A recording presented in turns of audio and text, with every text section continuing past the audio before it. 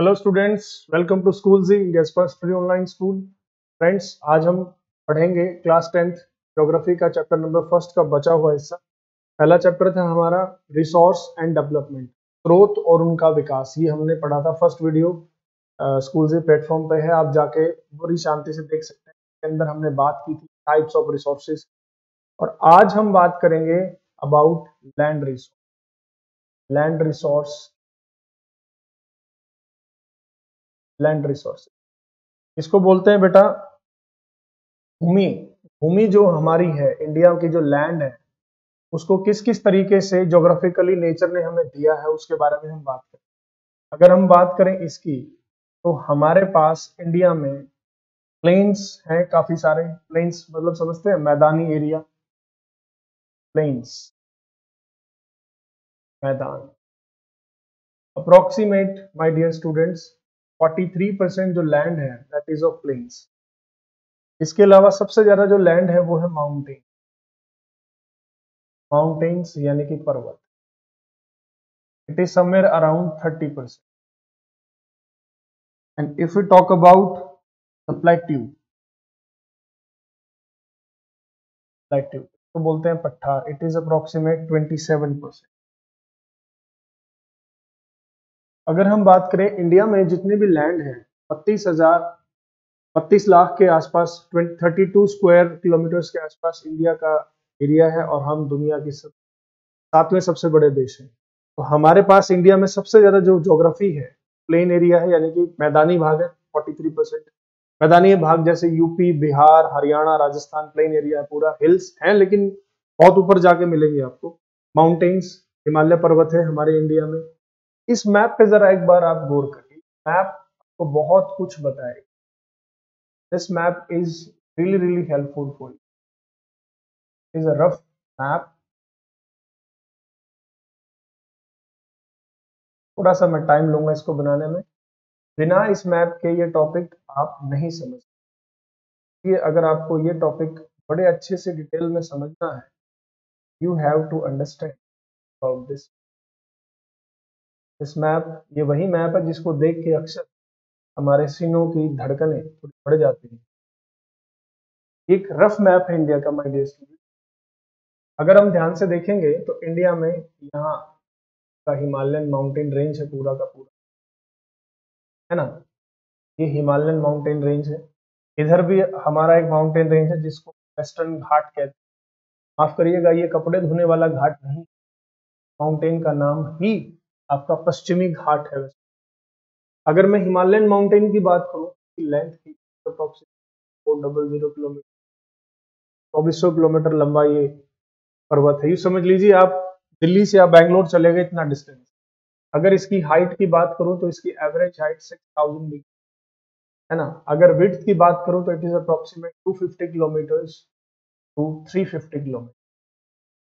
250 से 350 किलोमीटर ये मोटा है। यूं समझ लीजिए इंडिया के नॉर्थ ईस्टर्न पार्ट पर एक पूरा नेचुरल सेल्फ डिफेंस। तो माउंटेन्स हमारे पास कितनी है? 30%। प्लेन्स आपको समझ में आ रहा है। प्लेन्स को बनाने का काम किसका है? Plains are made by the rivers. Rivers ने इसको बनाया है, नदियों ने इसको बनाया है। आपके दिमाग में जैसे मैं रिवर का नाम लेता हूं तो गंगा का नाम घूम रहा है, बिल्कुल। इंडस यानी कि सिंधु, गंगा, यमुना, ब्रह्मपुत्रा, ये सारी रिवर्स हैं जिन्होंने मिलके इस पूरे के पूरे प्लेन एरिया को बनाया है। ये है आपका प्लेन एरिया। नॉर्थ इंडिया जो है, दिस इज योर प्लेन, मैदानी भाग जिसको हम कहते हैं।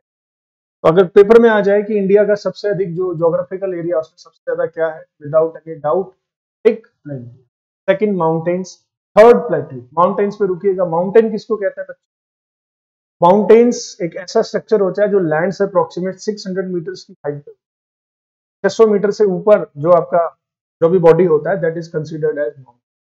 प्लेट्यू, प्लेट्यू कुछ नहीं है, सिर्फ आपका एक छोटा सा डिफरेंस है प्लेट्यू में। यूं समझ लीजिए जैसे ये हमारी हिल है, ये हमारी हिल है, तो हिल के ऊपर या हिल के आसपास ये जो प्लेन एरिया होता है, ये हमारा ग्राउंड लेवल है। तो ये जो प्लेन एरिया है, ये भी प्लेन एरिया है, लेकिन ये प्लेन एरिया इस ग्राउंड लेवल से थोड़ा सा हाइट पर।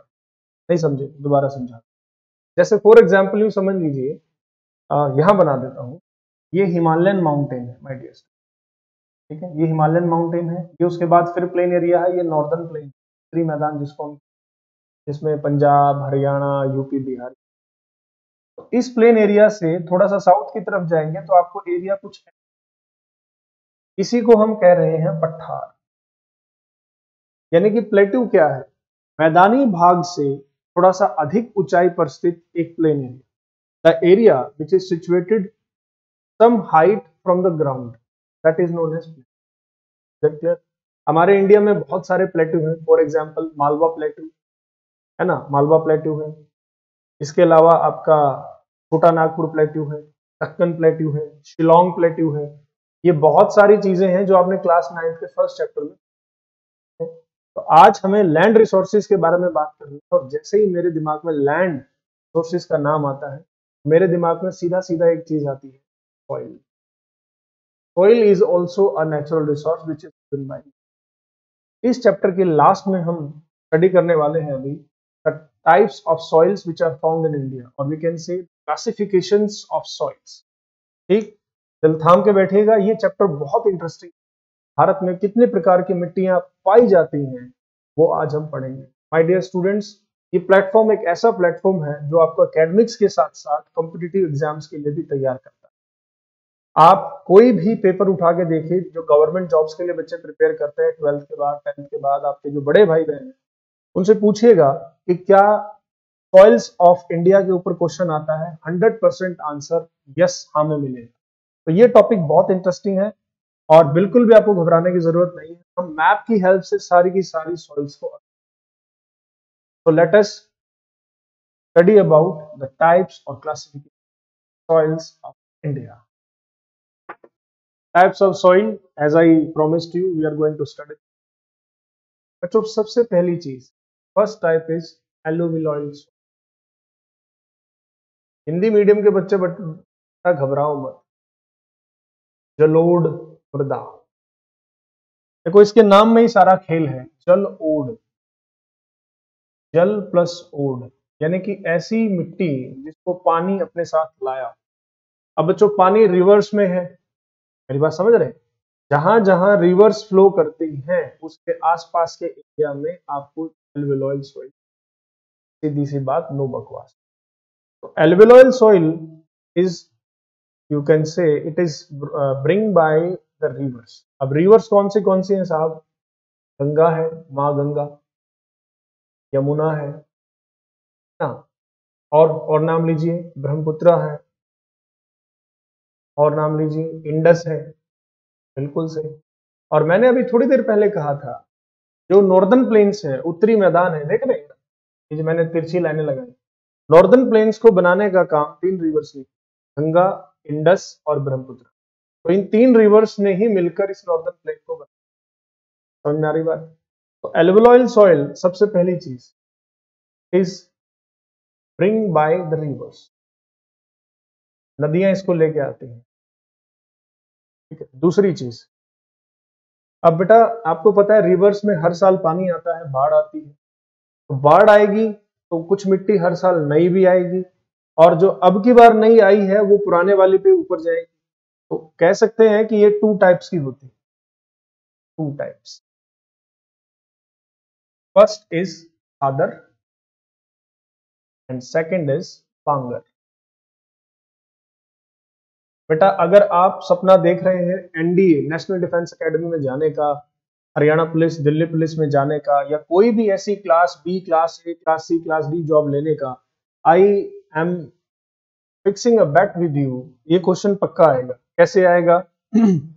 कि जलोढ़ मिट्टी का जो खादर वेरिएंट है उसको क्या कहते हैं? उसको कहते हैं न्यू, और बांगर को कहते हैं ओल्ड।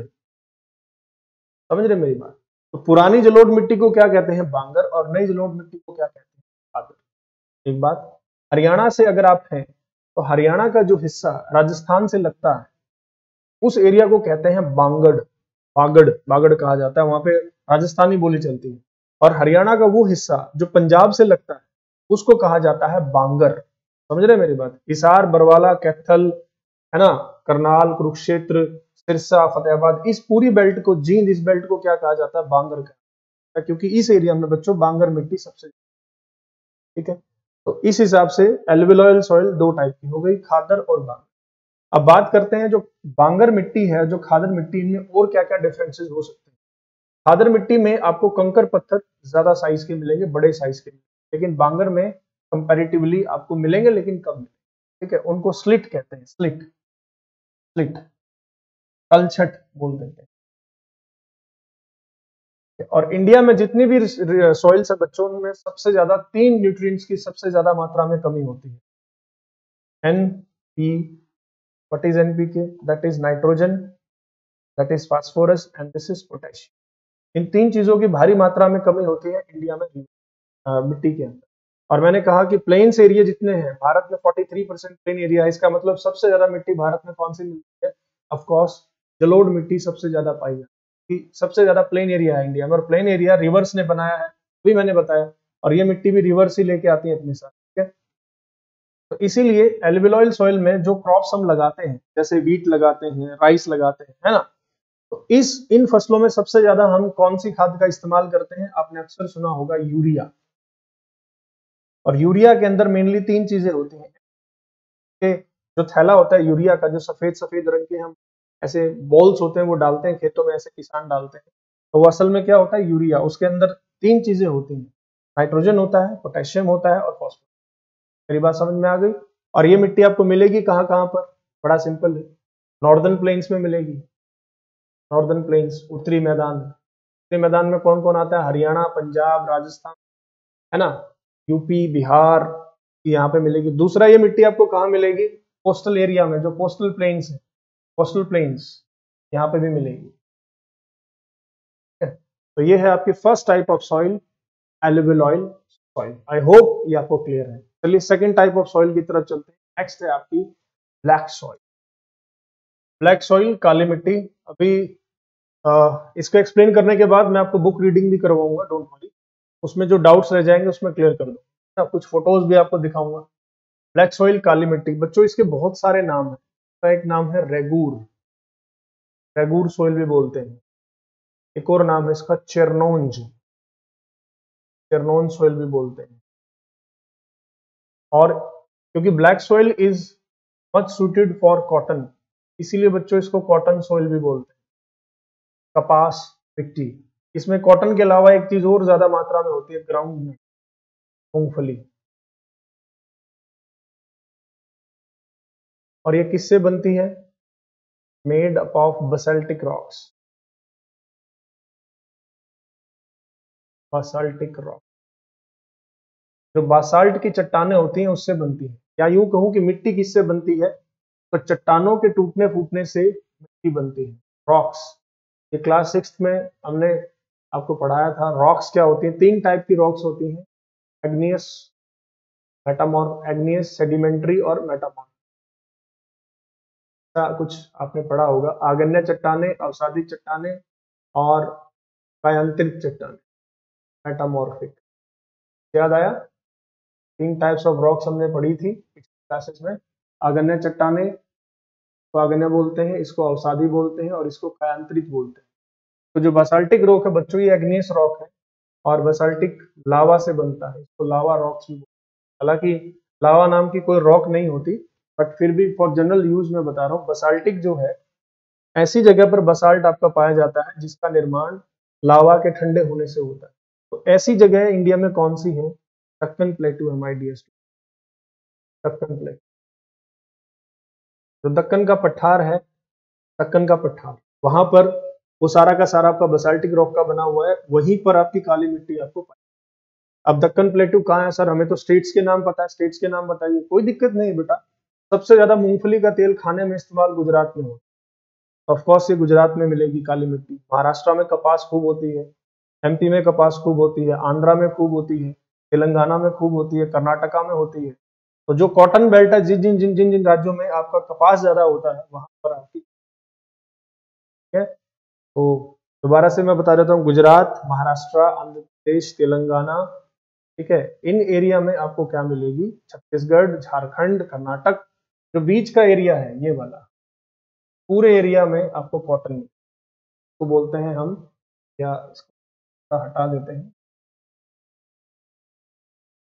एरिया में राजस्थान में कपास होती है लेकिन बहुत कम मात्रा में, ठीक है। तो ये है आपकी ब्लैक सॉइल। ब्लैक सॉइल के बारे में एक बात और याद रखिएगा, इसको सेल्फ इरिगेटेड सॉइल बोलते हैं, self irrigated soil. Hindi medium वाले बच्चे बहुत आसान, इसको सौ सिंचित भूमि बोलते हैं, सौ सिंचित क्यों बोलते हैं? काली मिट्टी की खास बात है चिपचिपी होती है, जब ये इसके अंदर मॉइस्चर कंटेंट होता है चिपचिपी होती है, लेकिन जब ये सूख जाती है तो इसके अंदर क्रैक्स पड़ जाते हैं। आपने देखा होगा कई बार पिक्चर्स में किसान ऐसे परेशान अवस्था में दिखाए जाते हैं, सूखा पड़ गया है ना, तो इसके अंदर क्रैक्स पड़ जाते हैं सूखने पर, और जिसकी वजह से आप एक जगह अगर इस मिट्टी में पानी डालेंगे तो पूरे खेत में पानी ऑटोमेटिक, यानी कि जिस खेत में काली मिट्टी है और उसमें क्रैक्स है तो उस खेत में पानी देने के लिए, इरिगेशन के लिए आपको नालियां बनानी ही है। That's why this soil is known as self irrigated soil, and this crop is best for pulses, cotton. Okay, let's move on to third soil, that is red and yellow soil. Red and yellow soil बच्चों, पहली बात तो ये लो rainfall वाले area में, लो rainfall area यानी कि जिस एरिया में बारिश कम होती है वहां आपको मिलेगी लाल मिट्टी, समझे। और अगर रेड सॉइल में अगर वाटर की क्वांटिटी बढ़ जाती है उसको बोलते हैं येलो सॉइल। बात वही है, कोई अलग चीज, समझे। यानी कि वाटर अगर किसी मिट्टी के अंदर आ जाएगा तो उसको क्या बोलेंगे? हाइड्रेटेड, यानी कि hydrated red soil converts into yellow soil. अब ये कहाँ मिलती है? South of Deccan plate, south of Deccan plate, जो हमारा दक्कन का पठार है उसके साउथ में मिलेगी। यानी कि ये साउथ में मिलेगी तो कहाँ मिलेगी बोलिए जल्दी से? कर्नाटका में मिलेगी, ऑफ कोर्स तमिलनाडु में मिलेगी, ठीक है, कुछ हिस्से में महाराष्ट्र में भी मिलेगी, और एमपी में भी मिलती है थोड़ी सी मात्रा में, और तेलंगाना में भी आपको मिलेगी थोड़ी मोटी, समझे मेरी बात। और ये किसके लिए बेस्ट है? Red soil is best for soybean, soybean के लिए अच्छी है। कई बार पूछ देते हैं कि रेड सॉइल का कलर रेड क्यों होता है? Because of iron, because of iron crystals. मैं पॉइंट टू पॉइंट बच्चों इसलिए लिख रहा हूं क्योंकि जब आप थ्योरी पढ़ेंगे बुक में थोड़ा सा आपको कंफ्यूजन आएगा, बट अब इसमें नहीं है कंफ्यूजन की जरूरत। Because of iron crystals this soil आपकी क्या बन जाती है? ये आपकी रेड बन जाती है।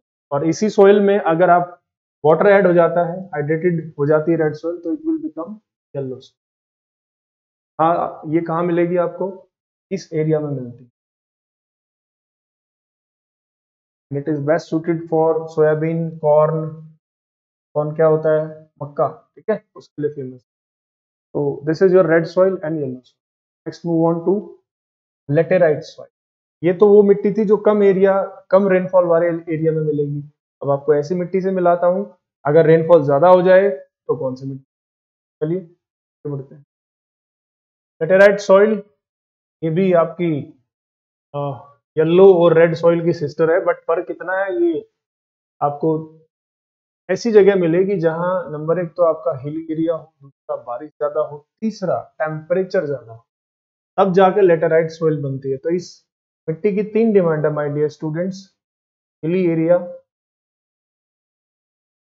साथ में हाई टेम्परेचर। मिट्टी बहुत कमाल की है माय डियर, इस मिट्टी के बारे में जब आप जानेंगे तो आपको बहुत मजा आएगा। और साथ में हाई रेनफॉल, ये तीन कंडीशंस हैं, क्लाइमेटिक कंडीशंस हैं, ये तीन अगर जहां होंगी वहां लेटेराइट मिट्टी आपको पक्का मिलेगी। और इंडिया में बच्चों तीन ही जगह बारिश सबसे ज्यादा होती है: वेस्टर्न घाट, ये देख रहे हैं मेरे, वेस्टर्न घाट, नॉर्थ ईस्टर्न इंडिया, और अंडमान निकोबार।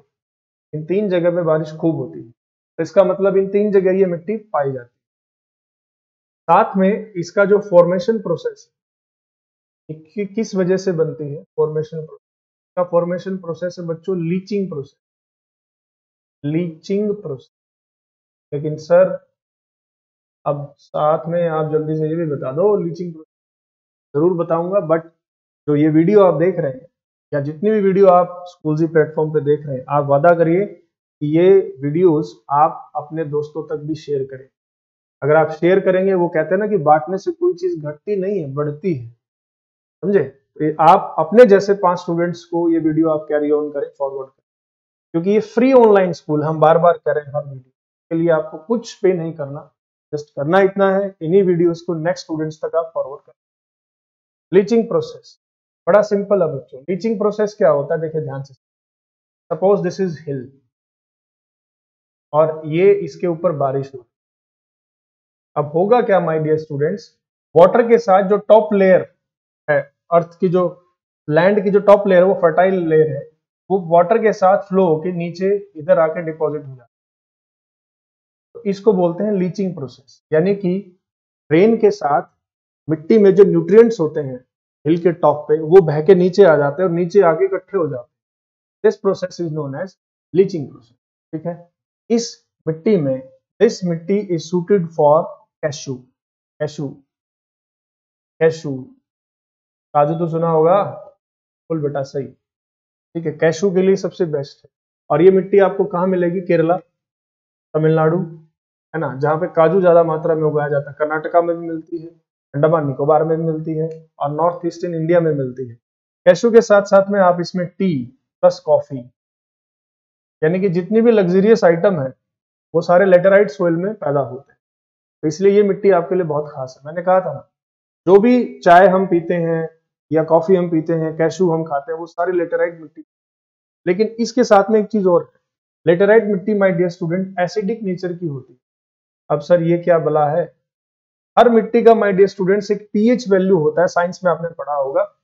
पीएच वैल्यू या पीएच स्केल क्या है? 0 से 14 तक की यूनिट्स में वो वेरी करता है।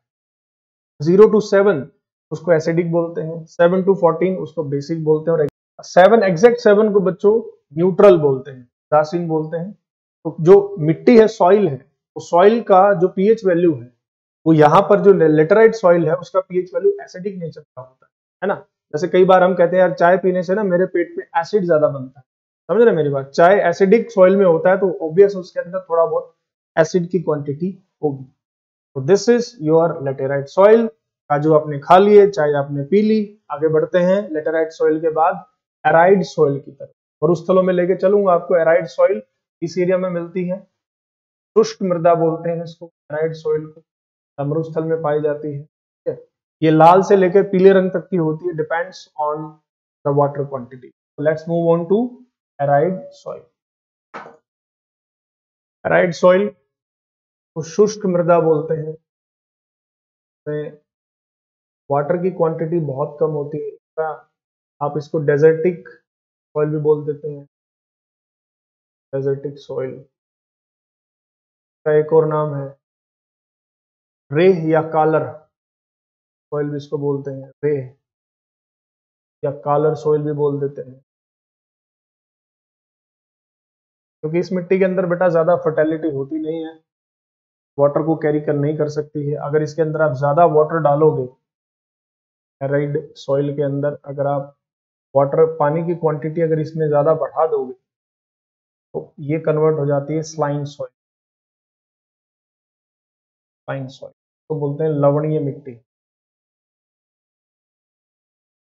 अक्सर जो स्लाइन सॉइल है ऐसे एरिया में मिलती है जहां पर नहरों से ज्यादा सिंचाई हम करते हैं, इरिगेशन बाय द कैनाल। ये आपने देखी है, 100% आपने देखी। अब आप सोच रहे हैं कहाँ देखी? जिस खेत में पानी ज्यादा हो जाता है, सूखने के बाद वहां पर सफेद रंग की एक लेयर बच जाती है, पानी सूख। असल में वो सफेद लेयर क्या है? मिट्टी के अंदर जो न्यूट्रिएंट्स होते हैं, वो वाटर ज्यादा टाइम तक उसके अंदर खड़ा रहता है, जिसकी वजह से वो ऊपर आ जाते हैं और वो एक व्हाइट कलर की पट्टी, इसी सॉइल को स्लाइन सॉइल बोलते हैं। जो नॉर्थ इंडिया है उसके अंदर ज्यादातर जो प्रॉब्लम है वो स्लाइन सॉइल की अभी देखने को। ठीक है, एराइड सॉइल के साथ में एक और है फॉरेस्ट, अगली सॉइल है फॉरेस्ट सॉइल का एक और नाम है माउंटेनस या माउंटेन सॉइल, पर्वतीय मृदा। ये कमाल की चीज है, इस मिट्टी के अंदर वो चीज है जो भारत की किसी भी मिट्टी में नहीं पाया जाता। इसके अंदर सबसे ज्यादा ह्यूमस पाया जाता है, ह्यूमस, मैक्सिमम क्वांटिटी ह्यूमस की आपको मिलेगी। ह्यूमस का है मिट्टी के अंदर जो ऑर्गेनिक मैटर होता है, यानी कि जो पेड़ पौधे जीव जंतुओं के जो अवशेष हैं, वो नेचुरल मैन्योर यानी कि खाद का काम करते हैं। तो इस मिट्टी के अंदर सबसे ज्यादा आपको ह्यूमस पाया जाता है। इसके अलावा किसी मिट्टी में ह्यूमस ज्यादा क्वांटिटी, ये नेचुरल खाद की तरह काम करता है, मैन्योर की तरह। लेकिन आपसे पूछा जाएगा कि इंडिया की कौन सी मिट्टी अंडर डेवलप्ड है, पूरी तरीके से विकसित नहीं हुई है। अंडर डेवलप्ड यानी कि भारत की कौन सी मिट्टी अल्प विकसित है? राइट आंसर है फॉरेस्ट सॉइल। ठीक है, तो डियर स्टूडेंट्स, ये थी soils of India. I hope आपने इसको एंजॉय किया होगा। और सॉइल्स के साथ में कुछ प्रॉब्लम्स हैं। प्रॉब्लम्स क्या क्या हैं? सॉइल इरोजन, ये एक सबसे बड़ी दिक्कत है। इरोजन बेटा या तो वाटर करेगा या फिर एयर करेगा। और इरोजन मिट्टी का तभी होता है जब आप डिफोरेस्टेशन ज्यादा करते हैं, पेड़ पौधे ज्यादा काटते हैं।